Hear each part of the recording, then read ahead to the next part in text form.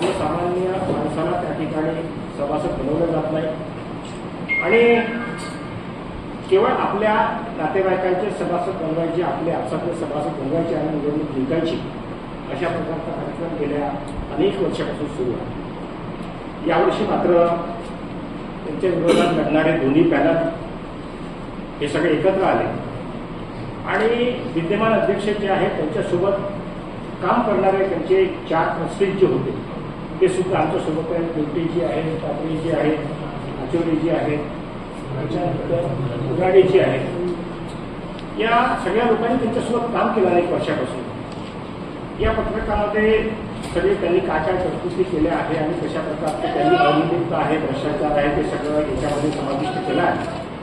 त्याच्या खोलात खूप जाणार नाही, परंतु ज्या पद्धतीनं त्यांनी ही संघटना, ही संस्था चालवली, ती संस्था आता लयास चालली आहे आणि म्हणून अतिशय ताकदीनं संताजी विकास पॅनल या ठिकाणी लढते आहे।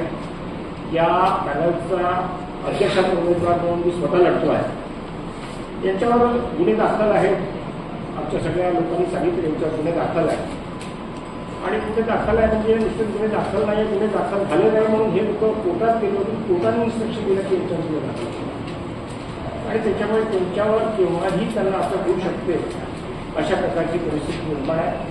त्यांचंही पॅनल या निवडणुकीमध्ये आम्हाला आमच्या समोर आहे आणि आम्ही अतिशय ताकदीने या ठिकाणी लढतो आहे।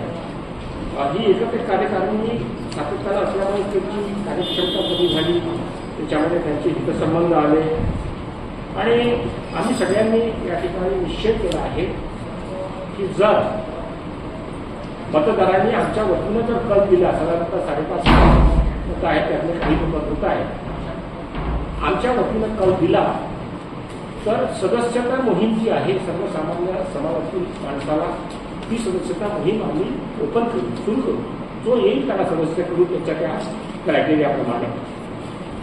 आणि एवढंच नव्हे तर आता माझ्यासारखा